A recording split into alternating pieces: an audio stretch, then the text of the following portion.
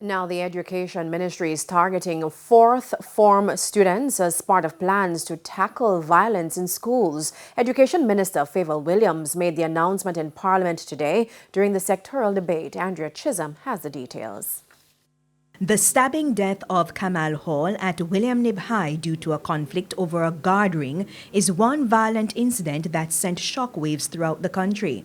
To help combat the problem, the Education Ministry is rolling out a psychosocial program for grade 10 or 4th form students since data show the COVID-19 pandemic has impacted that cohort the most.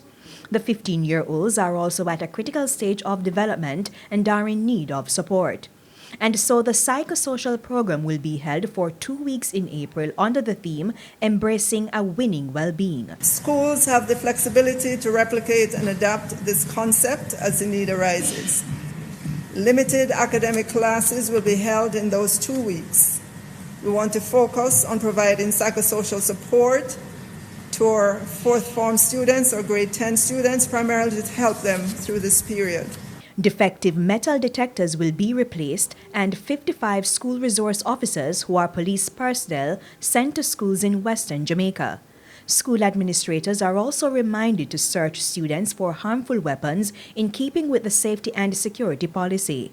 They should look out for the following: loud talking beyond what is normal, rough play, gathering of students on the outside of classes, especially during breaks and lunchtime, and we ask that they disperse these gatherings. Meanwhile, the Education Ministry has spent over $1.8 billion to help bring students up to scratch with the curriculum.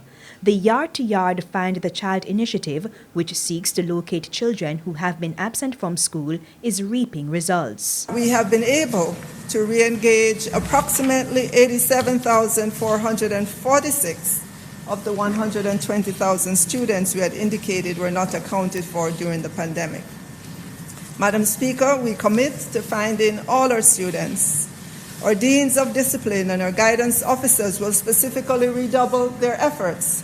And grooming in schools continues to be a hot-button topic, with students being sent home if they do not follow the rules. For example, if pants are too tight or skirts not at the specified length. Principals are being reminded, and we have been doing this from time to time, that the school's department policy should be guided by the ministry's grooming policy guidelines. And where possible, special consideration should be afforded to students and their families as they attempt to rebound from the impact of the COVID-19 pandemic and as they try to comply with the department policy of the institution. The ministry is awaiting feedback on a draft policy for dress and grooming. Minister Williams is hoping it will be available at the start of the next school year. Andrea Chisholm, TVJ News.